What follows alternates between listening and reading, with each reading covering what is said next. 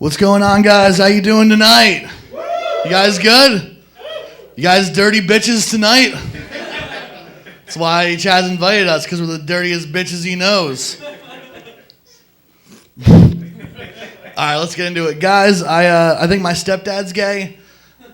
I think he's gay because he married my dad, and that's a classic gay guy move.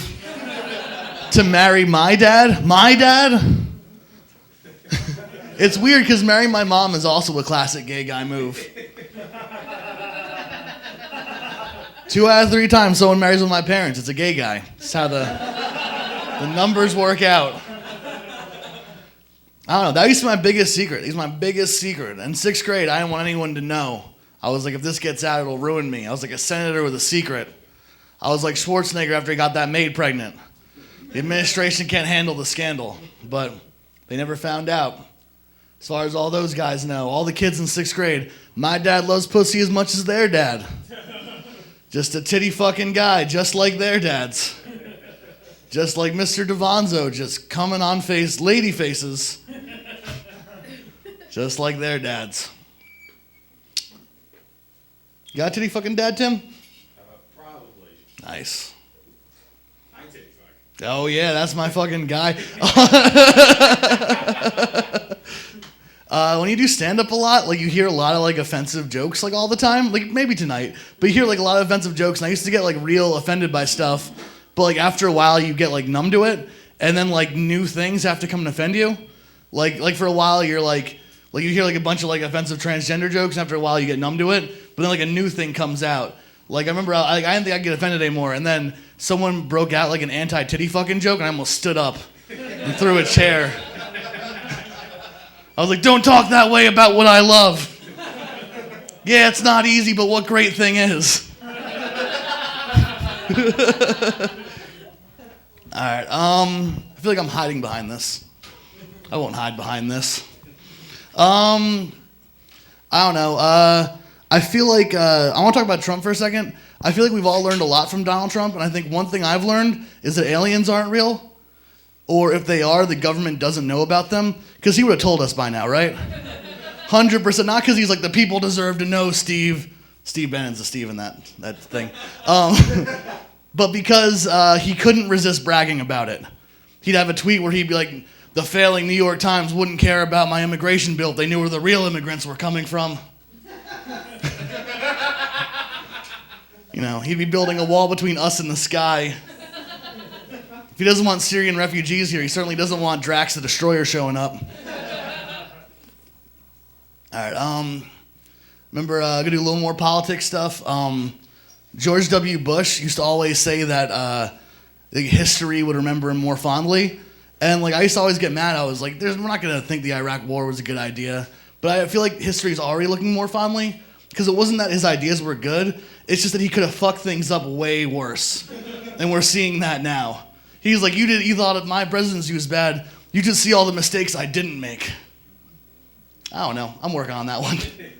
All right, let's do something else. You ever have like a line from a song like stick in your head, like a line from a TV show stick in your head for years for no reason? There's a line from Christina Aguilera's Genie in a Bottle that sticks in my head where she says, you're licking your lips and blowing kisses my way. Like that's how a guy's flirting with her in public. That's what she likes, guys. A stranger who blows kisses and like licks his lips, like that's what pop star Christina Aguilera likes. I like to imagine that she like, how do I explain this? I like to imagine that the guy is just doing like is just doing one of these, and she thinks that he's doing both at the same time. There's also another thing. There's this rap song where the one guy, he says, he's bragging, he goes, I got 6 jobs, I don't give a fuck. And like, that sticks in my head because like, he says jobs, not careers. And there's a difference. 6 careers would be like, I'm a rapper, then I also own some laundromats, I'm a shareholder at Buffalo Wild Wings, like that's careers. But like, jobs is like, I do a shift at Buffalo Wild Wings, I do overnights at Kmart Thursdays. I do this. Like, he has so many fucking W-2s, this guy. It takes him long as fuck to do his taxes, is what I'm saying. There's a line from Game of Thrones that always sticks in my head where after the one guy has sex for the first time, his friend goes like, "What was it like?" And he goes, "It was like I forgot where she ended and where I began." Isn't that sweet? Is that what sex is like for anybody else? That's never happened to me. I've never forgotten which one I was during sex. I haven't been like, "Mark, you're fucking me so good. Oh wait, I'm on top. I'm sorry. I shouldn't have stopped moving. I forgot I was you." That's a dumb joke. In the Motley Crue biography, the bass player Nikki Sixx says that sex was like masturbating, but harder to do.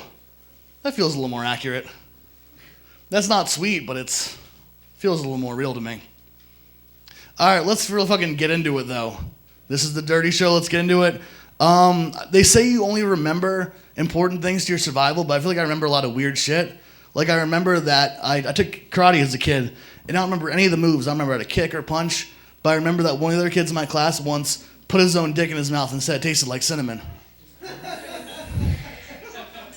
I don't know. I don't know how to fight. I don't know how to defend myself, but I know that in 1994, there was a little boy with a cinnamon tasting dick. I don't know that for sure. I wasn't like, "Prove it." This isn't that story. I was like, "You're wrong. That tastes more like cumin."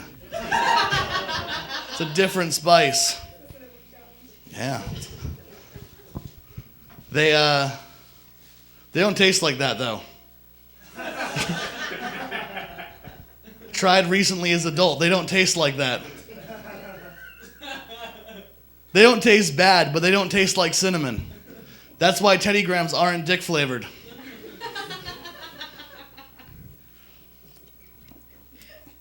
Guys, maybe it's just that one guy though. There's just one dude with a cinnamon tasting dick. Just fucking living the life of Riley. Doors open everywhere for cinnamon dick. Unless it's like the cinnamon challenge and you just throw up and cry the second it touches your mouth. I pointed at her because she said cinnamon challenge earlier, not knowing that was a future punchline. I wasn't just pointing to her randomly during that joke. I don't know. Maybe it's only your own dick though, right? Maybe there's something about the way you gotta throw your legs over your head and the nerve endings in the back of your neck crushed together that you smell cinnamon just before contact. I don't know. This is the Dirty Show though, right? We gotta go dirtier?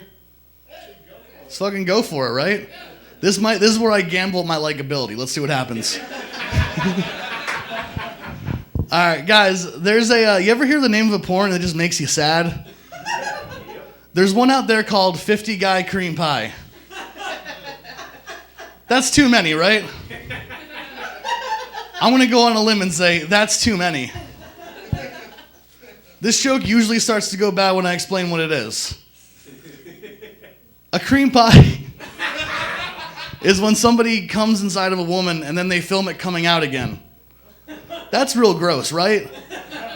Like even like I know like it's sex, so everything's not supposed to be gross, but that's real gross. Like if I was drinking this and then some started coming out of my mouth, you'd be like, "That's fucking gross. Get off the stage." And this isn't even jizz. But I don't know. It's a real good gig for guy number 1, right? Guy number 50 is just him in a sinkhole full of hot yogurt. God, how much time do I have left? I can't imagine. Chaz, how much I got? What? A minute? I don't think I can get grosser than hot yogurt, guys. I'm done.